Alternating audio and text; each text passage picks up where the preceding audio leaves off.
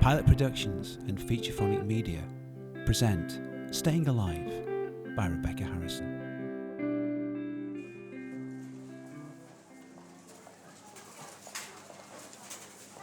In store today, we have special offers on French bloomers. 2 for £3, available in aisle 5. Have you ever had one of those dreams where it's as if you've woken up but you're still dreaming? So when you actually do wake up, you're not sure, for a moment, if you're really awake or still dreaming. Of course, then you realise you are awake and you absolutely know without a shadow of a doubt. £82.50, that's how much it was in the basket. All relative, I suppose. £82.50 in Sainsbury's, in Asda I might be looking at £65. What if we never wake up? The other day in the newspaper, I read about a man who was in a coma for 20 years. And all I could think was, did he live it all? Every monotonous second, all the time wishing he could just wake up. I'm living a kind of waking coma. Oh, I go through the motions.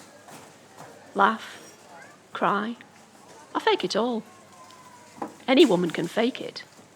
Second nature when you're married to someone like Jeffrey. If I didn't fake it, heaven only knows how long I'd have him riding me with all the vigour of someone on a bucking bronco. Ridiculous things, bucking broncos. I fell off one when I was 18 and fractured my elbow. Still aches in the cold weather. All that effort he puts in, and I'm convinced it doesn't add anything to the experience. All that grating and grunting. One of these days he'll do his back in. But he seems to enjoy it. Today, in store, enter our free competition, win a free shop on us. Just fill in one of our shopper questionnaires for your chance to win. Win a free shop. Oh, the irony. I used to be obsessed with competitions. Win a year's supply of soap powder, your weight in crisps, a lifetime supply of chocolate biscuits, answers on a postcard. That's all it used to be. Now you've got Facebook, Twitter, texting. It's fascinating how things evolve, grow, stay alive. That's what got me into computers in the first place. And my ECDL course with Jamie. ECDL, European Computer Driving Licence. Ridiculous name for what is essentially a certificate in computers. I remember when Jamie first said it. The way he said it. He was proud. He said, "Good morning, Mrs. Bridgman. I'm Jamie. I teach the course, the ECDL, European Computer Driving Licence." So I said, "I don't even have a British driving licence, let alone a European one." And he said, "No, Mrs. Bridgman, it's for computers. And anyway, neither do I. Had it taken off me, while behind the wheel." And then he smiled, his cheeky half smile, and he said, "I'll sign you up then, Mrs. Bridgman." and I said, "Why not?" And then I said, "And it's Stephanie." Jeffrey never even knew where I was going. To the college, every Tuesday, 10:15 to 12:45. I've no idea what he thought I was doing. He didn't, in fact. He doesn't think about what I do when he's not at home. I am actually good on computers. Jamie said I was a natural.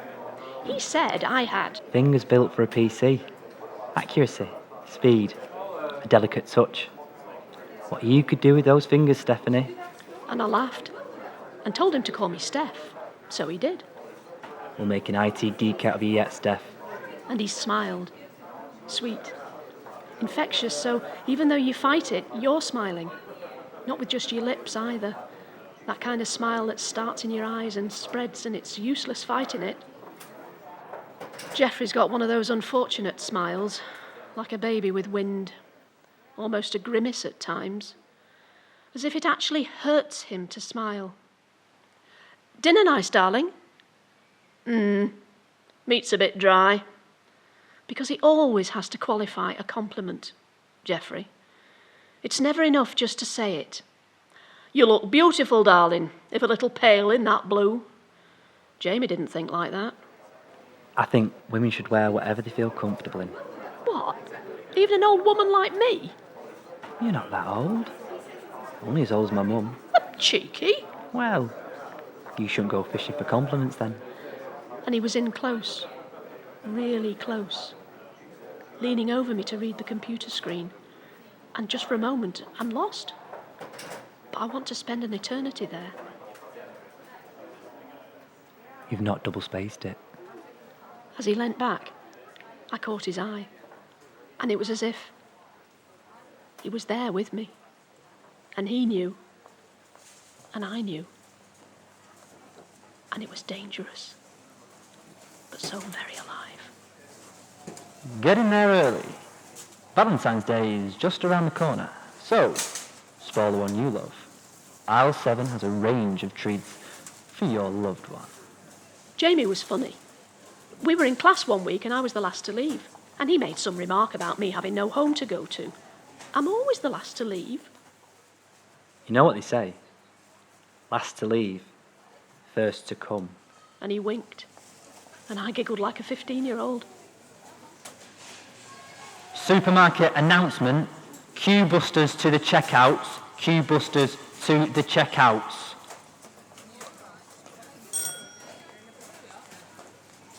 They've got a sign for queue busters in the corridor. Helvetica 24 point. That's the font. Probably done on publisher. Didn't even have a border. You notice things like that when you've studied computers. My flyer was particularly impressive for my ECDL. I had to include clip art, word art, and a border. I did it as a bit of a joke. Speed dating for the over 50s, with a clip art picture of false teeth and a border of condoms. I know. Jamie laughed. He laughs with his eyes. Good service. Let me know when it's on. You're not eligible. Shame. I've got a thing for older women. And then he put a hand on my shoulder, just lightly, as he leant in. Tells me I'm missing something. All I could think was his fingers were on my shoulder. Flesh on flesh. Electric. And he says, You missed your name off the header. Done. at the end of that class, I pulled my bag on my lap, put my papers away, and then I noticed it was just me and Jamie left. So I said, sorry, I'm keeping you again. But he said, Don't be daft. In fact, I don't suppose you fancy grabbing a coffee, do you? I've got an appointment in town this afternoon, thought you might be able to help me kill some time. and that's how it started. The coffees, the chats, nothing really. After every class, drinking coffee and eating flapjacks. For the first time in my life, I was interesting. I had an opinion on things and it was valid. Politics, pop music, television. He asked me because he wanted to know. And then it all had to stop. There's only 12 units in the ECDL qualification, for heaven's sake. He said, Come back next week. Help Dave. You know he could use it. and I wanted to. I really wanted to, but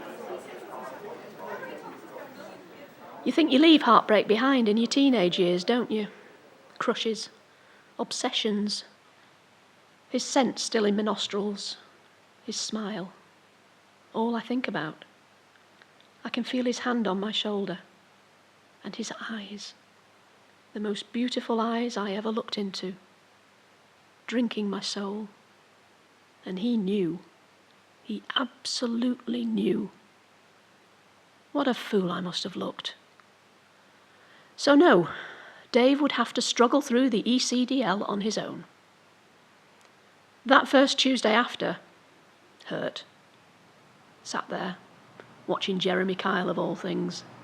Jeremy chuffing Kyle. Geoffrey and I had watched a clip once and laughed. All these odd couples with their messed up lives. But now, all I could think about was Jamie. He was everything.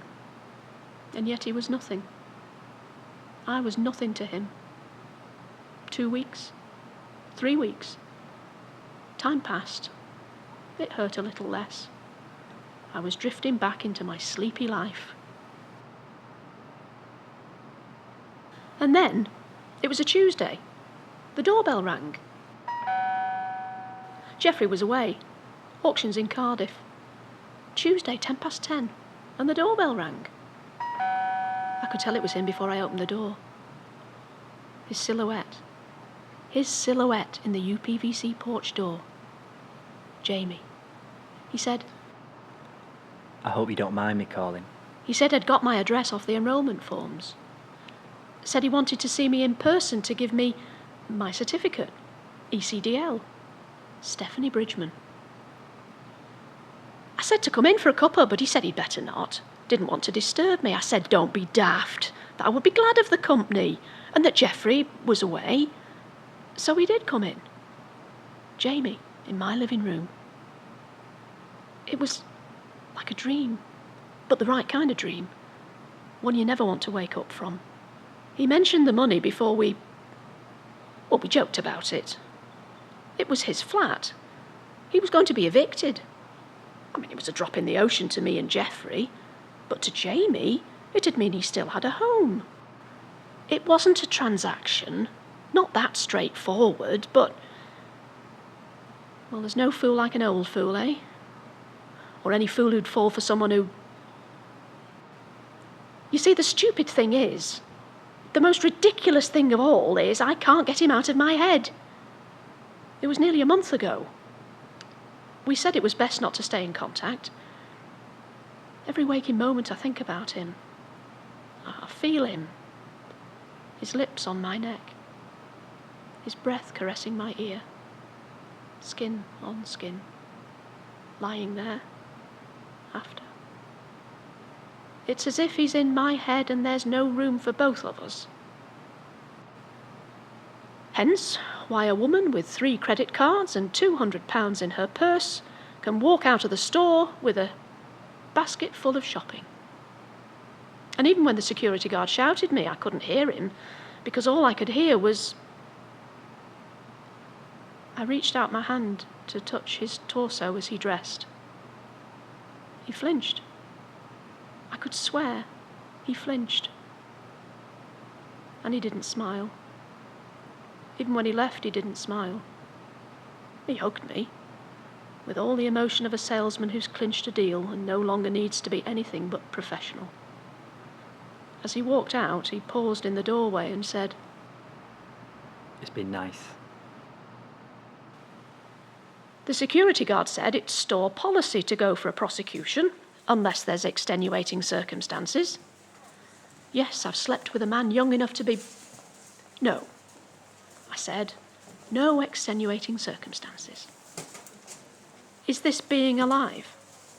All your senses active all at once, and it's as if it's too much for your brain to cope with, so you shut off the present and cling to that one moment.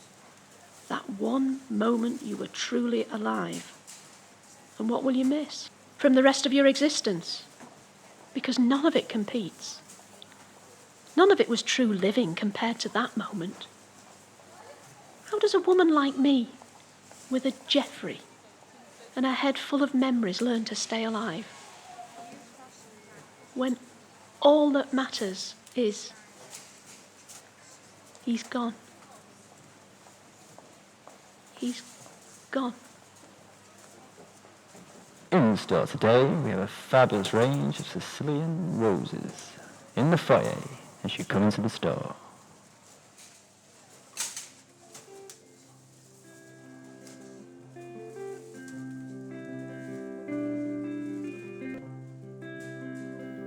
In Staying Alive, Stephanie was played by Jenny Hayes.